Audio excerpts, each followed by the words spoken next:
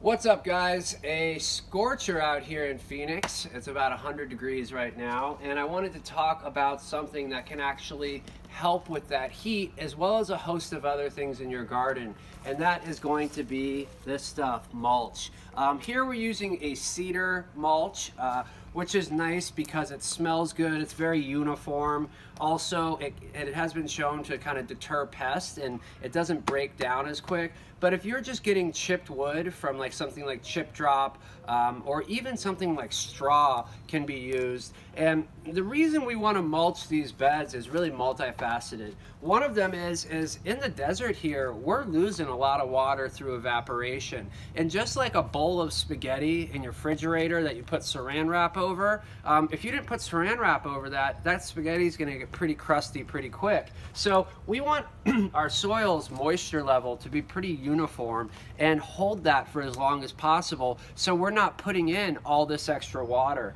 Another thing about mulch, which is so important, I talk a lot about microbiology, and microbiology is really the basis of all life form. But in your garden bed, if you've got a thriving microbiome, you're going to end up with healthier plants. And the UV rays are actually sanitizing. That's why you'll see UV sanitizers in hospitals or medical offices.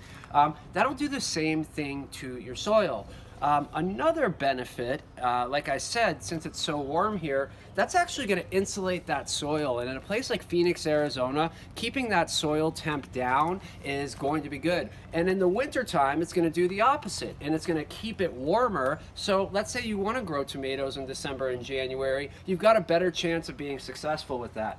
Lastly, and I think most importantly, is that when you've got wood material on top of your soil, what you're going to be doing is actually feeding the soil from the top. Just like nature drops its leaves, and microbiology is going to process that into topsoil. That's how nature feeds itself. Nobody ever fertilizes the forest.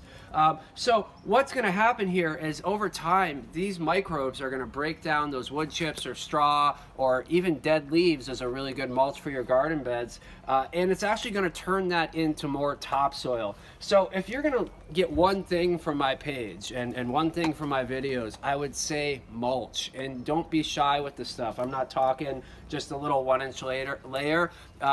You can put up to 10 inches, a foot of mulch, especially on like tree areas and whatnot, and that's really gonna build your soil. So mulch your gardens, guys. Stay cool and hydrated out there. If you have any questions, drop them in the comments.